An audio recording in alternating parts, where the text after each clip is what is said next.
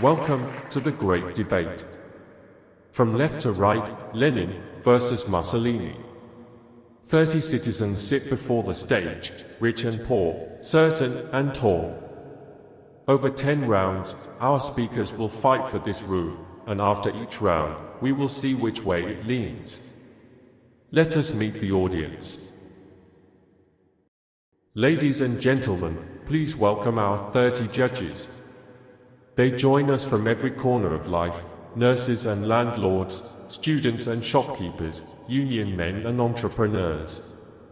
The fortunate, the struggling, and everyone in between. Tonight, they do us the honor of listening.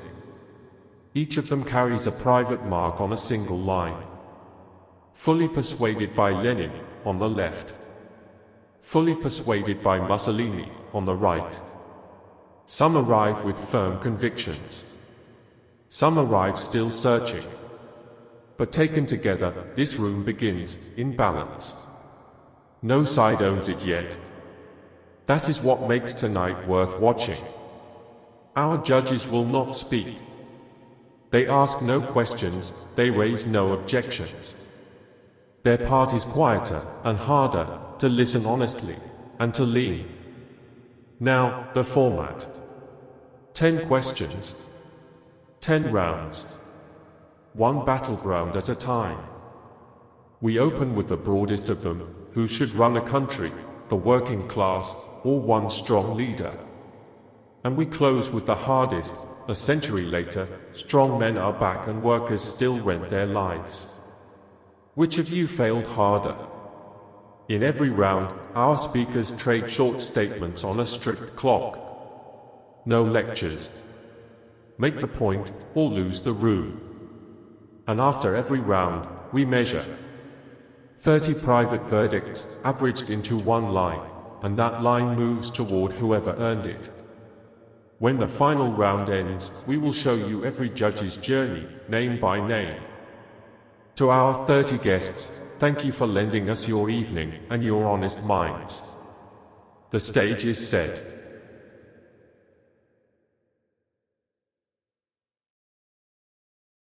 Round 1. Who should run a country, the working class, or one strong leader? Good evening to everyone who clocked in today and still can't make rent. Politics live where the millions are, not where one man struts.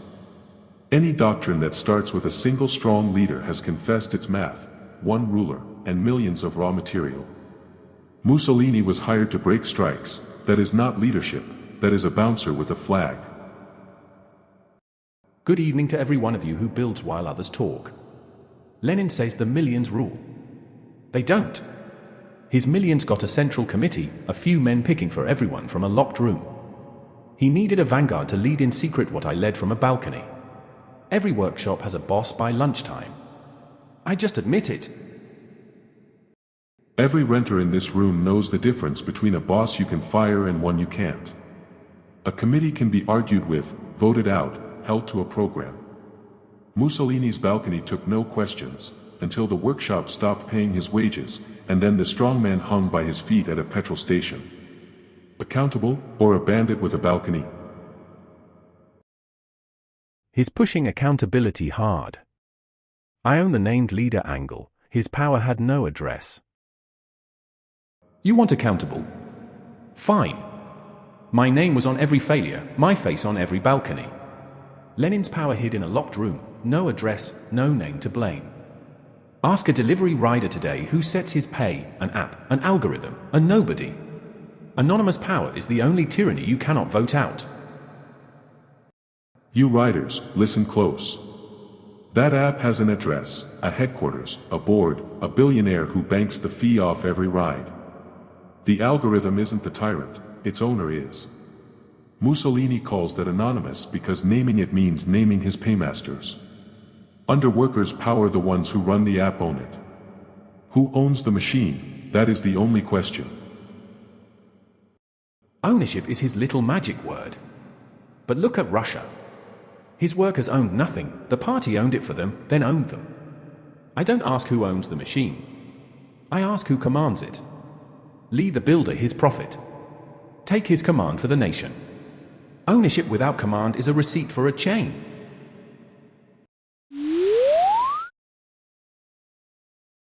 Round 2. In 1914 you both stood against the same war. Then one of you changed uniforms. Was that betrayal or growing up? Now to tonight's question. In 1914 we both said no to the war. Then I looked at my own country facing invasion and I grew up. Lenin wanted his own nation to lose. He called it strategy. I called it treason. I edited their newspaper before he found his printing press. I left when class war meant burying my own people. That is not betrayal. That is a man choosing his nation over a slogan. You who clocked in today, hear the dates. I wrote it in 1915, essay titled Under a False Flag, a red flag flown over someone else's war. He edited the socialists' paper against the war, then took money that was never his and sold them a trench. That is not growing up. That is a wage. You want to talk 1914, Lenin? In 1914 I gave up the biggest paper on the left to walk into the cold. You gave up nothing. You sat safe in Switzerland betting on your own country's defeat. One of us risked everything for a nation. The other wrote essays waiting for the ruin. That's the difference between a man and a pamphlet. Workers follow the money, not the medals.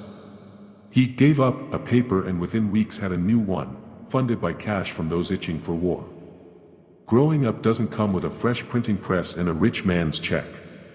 That's not conviction. That's a change of employers, and the trenches filled with your sons, not his backers. Look at the fruit, not the funding. I chose a side and marched to the same trenches as your sons. I was decorated. I bled at the front, shrapnel in my body. Lenin chose a train and a border. A man who wants his own country to lose has already left it. Loyalty is where you stand, not who pays. Loyalty to what, Mussolini? A poor man is poor under every flag. The banker cheered your war from a boardroom. The writer's son died in the mud for it. You call that a nation, I call it two classes wearing one flag. You bled for the men who signed your check. That is not loyalty.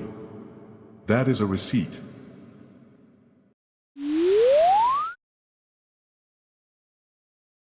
Lenin nailed it. Mussolini got a printing press and a check, while regular guys got shrapnel. Mussolini actually bled, but Lenin's right. The banker got rich either way.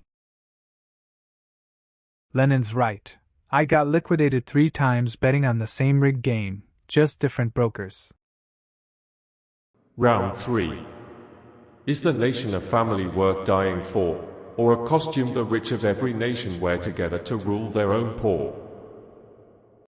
Ask yourselves one question tonight: whose sons get buried, and whose sons inherit? The nation dies for the poor and lives for the rich. When a billionaire's fortune crosses every border tax-free and a rider can't cross town without an app's cut, the borders were never his, they were the fence around you.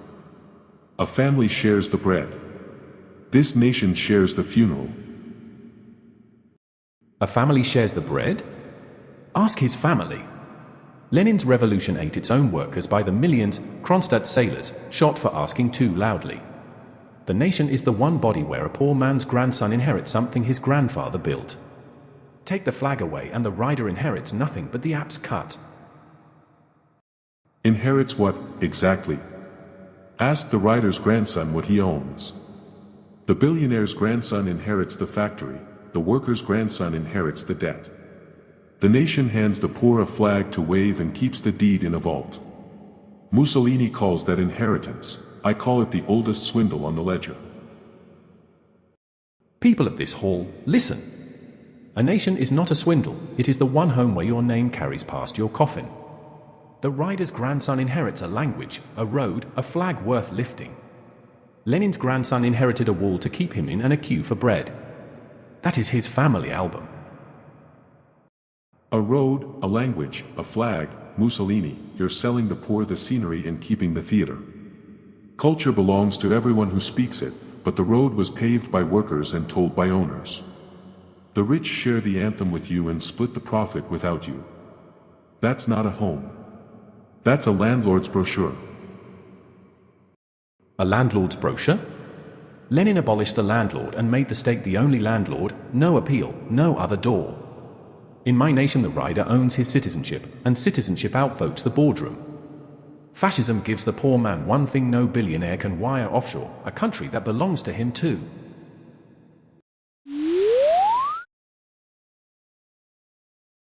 Mussolini's talking ownership, but I can't own shit with 2 maxed cards bleeding interest. Mussolini talks ownership, but the app owns me more than any state ever could. Mussolini keeps saying ownership, but I'm still buying my own glue sticks while the stadium never misses a dime. Round 4. Who really put you in power? The workers who marched, or the industrialists who paid for the marching? Enough of this myth. Yes, the bosses paid for my marching. I took their cash and made them kneel. My Charter of Labour told the employer what a wage was, seated him at a table he did not run, and let no strike or lockout move without the state. Lenin took the whole factory and starved the man anyway. Made them kneel. Read your own receipts. The same Milan and Turin families kept their firms, their profits, their titles through the whole 20 years, while real wages fell. You seated the boss at the head of the table and called it a charter. Who prospered under fascism? Not the writer. The owner who signed your check. Wages, Lenin? Talk to me about wages. Under fascism a strike was banned, yes, but so was the lockout, so was the sacking on a whim, so was the man thrown out at 50 with nothing. Your workers got a state that couldn't be sued and a queue that never moved. I gave the boss a leash. You gave your own people a wall. A leash, Mussolini. You gave the boss a leash and handed him the other end. You banned the strike and kept the lockout in practice. That is why the same families ended the 20 years richer. When Matteotti stood up to read out your fraud, they put him in a car and he never came back. That is your leash. Matteotti? Yes, a hard chapter, and I carried it. But answer the room's real question. When the sit-down strikes came in 1920, the workers seized the factories, and the bosses ran to me because you frightened them into my arms. Lenin built my movement. His revolution abroad was my best recruiter. You heard him just now, comrades, the bosses ran to him. That is my whole case in his own mouth. The owners went shopping and bought a strongman. A tool doesn't pick the hand picks the tool. If the frightened owners hired you to save their factories, Mussolini, then the factories were never yours to command. You were the hired help with a nicer uniform.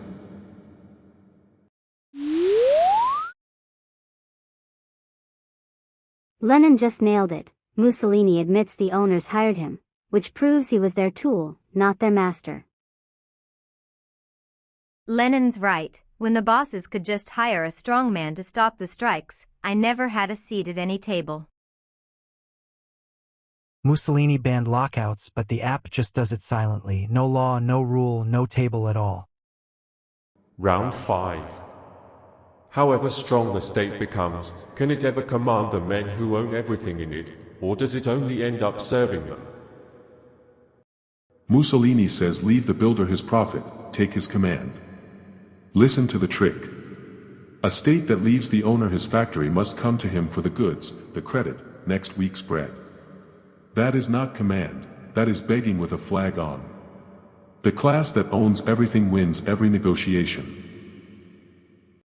I ask this room one question. Who owns the factory when the state can shut it, tax it, seat its worker at the boss's table and jail the man who lies to it? A leash that reaches the wallet is command. Lenin's state owned every factory and still stood in line for bread. Workers, watch the sleight of hand. A tax you can lobby down, a rule you can write, a table you set. The owner keeps the factory and hires the men who staff your ministry. He never obeyed you, he outlasted you.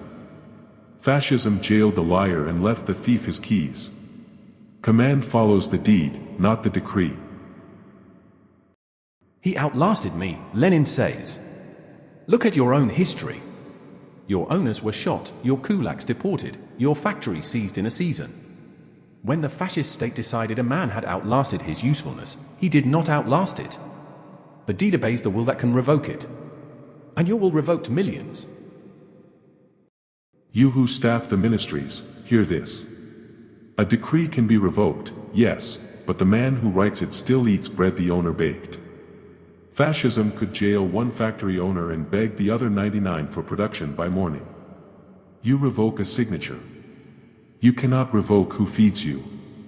That is the leash, and the owners held it. Beg the owner for bread? Watch me. The state that can seize the mine, the grid, the port on Tuesday morning does not beg, it sets the price and the boss bakes on command. Lenin killed the baker and stood in line himself. I kept the baker and made him bake for the nation. Command feeds. Panic starves.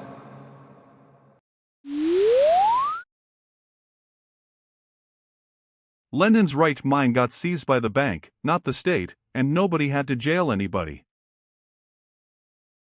Lenin nailed it. Even when the state seizes the mine, the broker still owns the line. Algorithm don't care what country owns it, and neither do these guys talking about bakeries. Round 6. Do billionaires prove a nation's strength or measure its sickness? Look around you at tonight's question.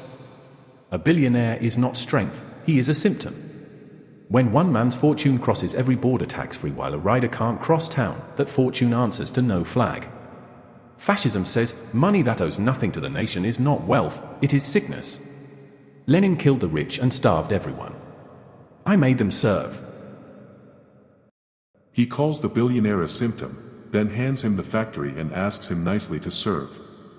A symptom of what, Mussolini? Of a state that owns nothing and must beg the sick man for the cure. You didn't cut the tumor, you gave it a uniform. The billionaire is a toll booth that grows richer asleep than we grow awake. There's one arithmetic that closes the account, you own it, or you obey it. Enough with your one sum, Lenin.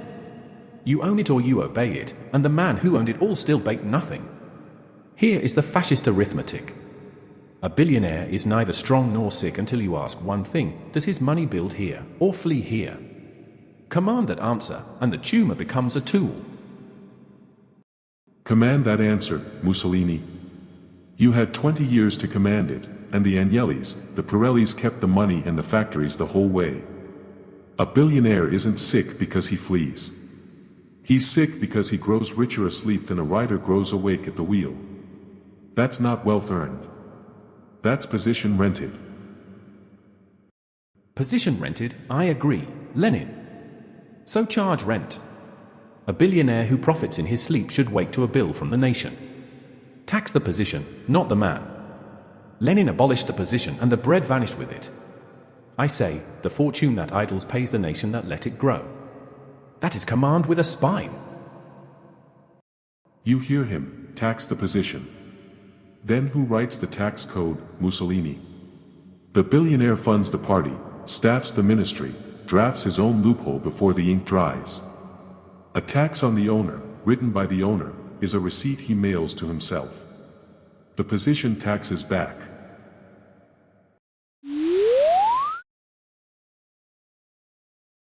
Lenin's right. A billionaire who sleeps richer than I drive is no strength. He's a thief in a suit. Lenin's right. I enforced the review system while the owner slept richer, and I got a box. Mussolini's right that you can't trust the billionaire to obey, but Lenin's right that ordering him just makes you his puppet. Round 7. Is political violence a crime, tool, or a duty? Now the room's real question: is violence a crime, a tool, or a duty? Hear the honest answer. When 14 armies invade to hand the factory back to its old owner, defense is a duty, not a crime. But your violence, Mussolini. Castor oil and clubs on union halls, hired, paid, invoiced. That's not duty. That's a service call. A service call, Lenin? You build the whole century. Your defense against 14 armies rolled straight into Kronstadt, into your own sailors, into a wall around your workers. Here is my line. Violence is a crime when it feeds appetite, a duty only when it buys order. Mine built a state. Yours dug graves and called them progress. Order, he says. Ask who the order was for. When your squads burned union halls, the strike stopped and the wage fell. That is not order, that is the owner's peace bought with the worker's blood. Violence for hire is a crime no matter how straight the uniform. Whose order? The paymaster's. Whose order, you ask? The nation's. Here is the test no slogan escapes. Violence that ends when order returns is a duty. Violence that never ends is a system. Lenin's terror had no off switch. It ate whites, then reds, then sailors, then the men who started it. Duty stops. He's never did. An off switch, Mussolini. Your violence stopped the day the workers pulled it, at a petrol station, by your feet. My doctrine names the off switch in writing. The state is a crowbar, picked up to break the last owner's grip, laid down when classes dissolve. Yours had no off switch. It had an ending. A crowbar laid down, Lenin? Yours was never laid down. You wrote the off switch and welded it open. The secret police outlived you, outlived every man who cheered it. Here is my point. A duty is done by the man who signs it in daylight. Terror signed by no one never ends.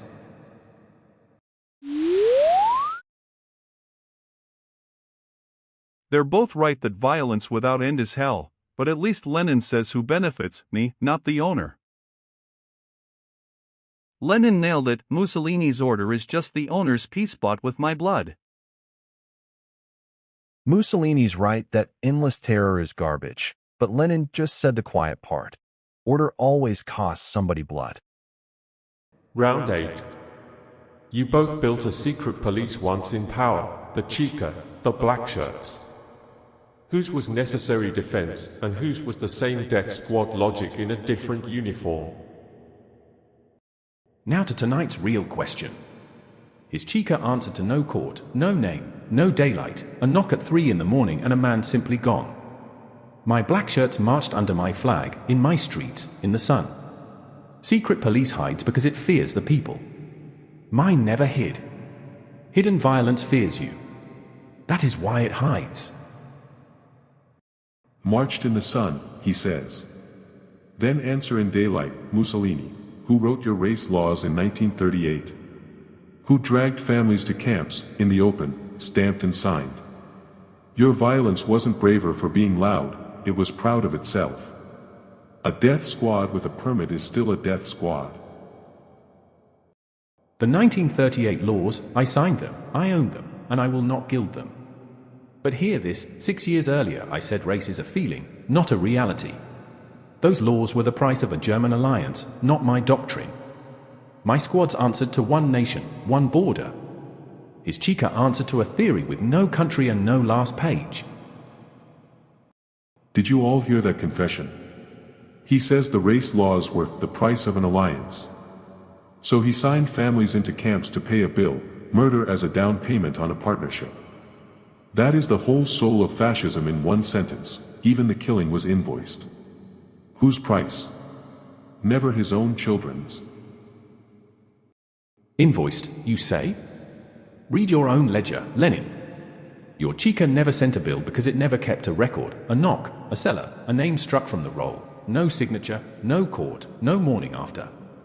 Mine you can read in daylight and damn me for.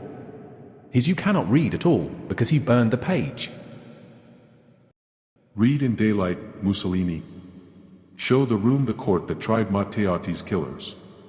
There was none. Your squads dosed men with castor oil and dumped them in ditches with no signature, no morning after. You had special tribunals that answered to you and a graveyard that answered to no one. Daylight murder is still murder.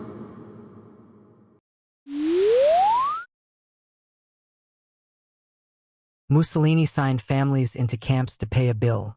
That's the whole sick thing right there. Mussolini signed families to camps to pay a bill. That ain't leadership. That's just accounting for murder. Lenin at least admits whose blood pays for his order, mine, the workers. Round 9. Is ruthless finance a real target, or an old hatred in new clothes, and which of you ever actually stood for Palestine? Now the round's real question, ruthless finance. Here the oldest swindle on the ledger. Capital has no religion and no homeland. The rich of every faith sit at one table while the poor of both are told to hate across it. In 1919 I said, shame on those who foment hatred toward the Jews. Point the worker at a people, and the landlord collects in peace. Look around you. I name a target you dare not, rootless finance that flees every border tax-free while a rider pays his cut. And Palestine? Lenin's Bolsheviks armed the first state there, then turned the same old suspicion on their own Jewish citizens under his red flag. He wept for the Jews in 1919 and jailed them by the 50s. That is his ledger? Name one deed, Mussolini, one thing fascism ever did for Palestine. Not a word, a deed. You gave the room 1938 and an alliance that ended in the ovens. My movement broke with Israel over 1967 and armed the Palestinians for decades when no one would. You didn't oppose their oppression, you envied the machinery. You want a deed, Lenin? Here is one you can't dodge. Your heirs armed their side, yes, then hunted their own Jewish doctors as poisoners in 1953, a plot invented in a cellar. You didn't retire the old hatred. You nationalized it and stamped it red. At least I never disguised my target as a state secret. Hear the trick in his phrase, comrades. Rootless finance, drop one word and you have the oldest libel ever printed. Finance is not rootless. It has a name, a board, a tax haven. Say the class and the fight is honest. Say the people and you are doing the landlord's work for free. Watch what he just did. I said finance, he heard a people, because that is his mind, not mine. My target has an address, the fund that banks in nowhere and pays nothing. Name the class, he says. Fine, I name it every day and tax it. He named a class too, then shot it.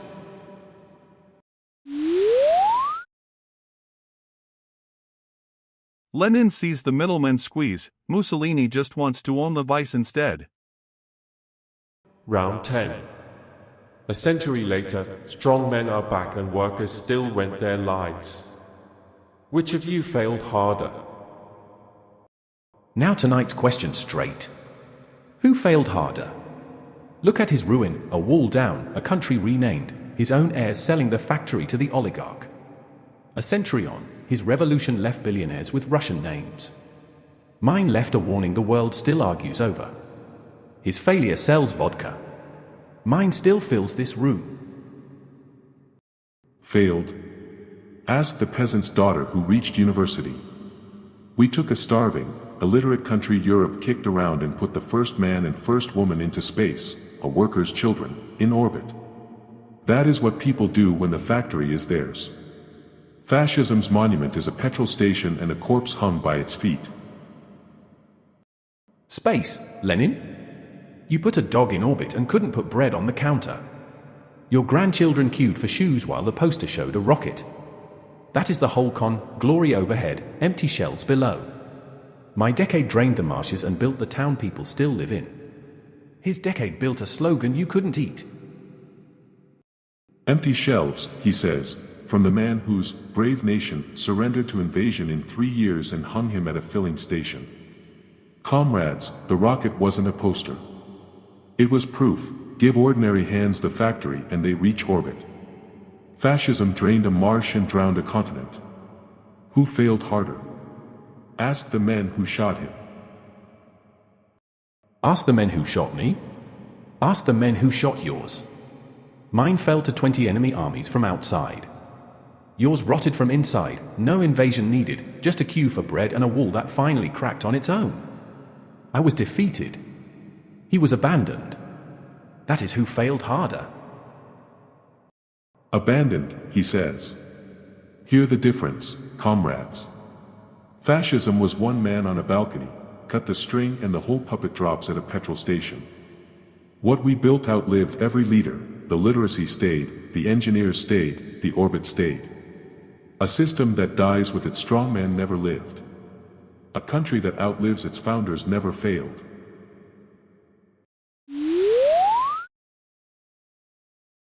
Comrades in this hall, one question decides it: who owns the machine you feed all day? Fascism gave the boss a uniform and called it order. The same families kept the factory, and the man who read out the fraud never came home. We gave working hands the factory and they reached orbit. He reached a petrol station. People of this hall, hear me one last time. You have watched him promise the factory and deliver the queue, promise the worker and deliver the wall. I did not promise paradise. I built a nation and put my name on every stone. His revolution froze into a line for bread and a rocket you could not eat. Choose the flag that carries your name past your coffin. Choose the country that is yours too.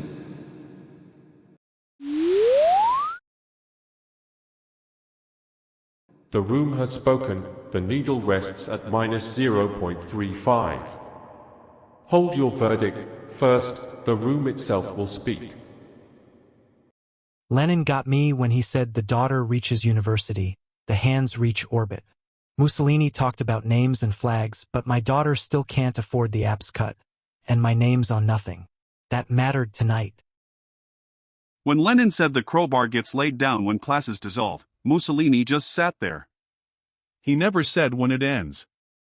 That scared me more than anything.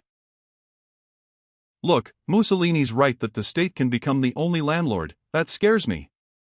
But he never said what stops it. Lenin at least wrote it down: in classes dissolve, the crowbar goes down. Mussolini just wanted order. Order for who? I walked in thinking the millions were mine if I just hustle harder.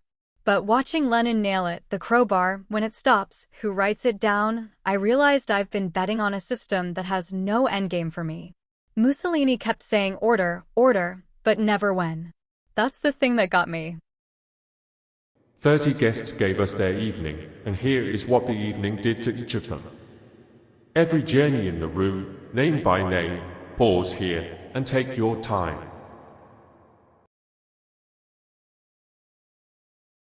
You own the machine, or the machine owns you. There is no third door, and no flag over it. The crowd has decided. The winner is Lenin. Congratulations, Lenin. And now, the room may eliminate the loser. Goodbye, Mussolini.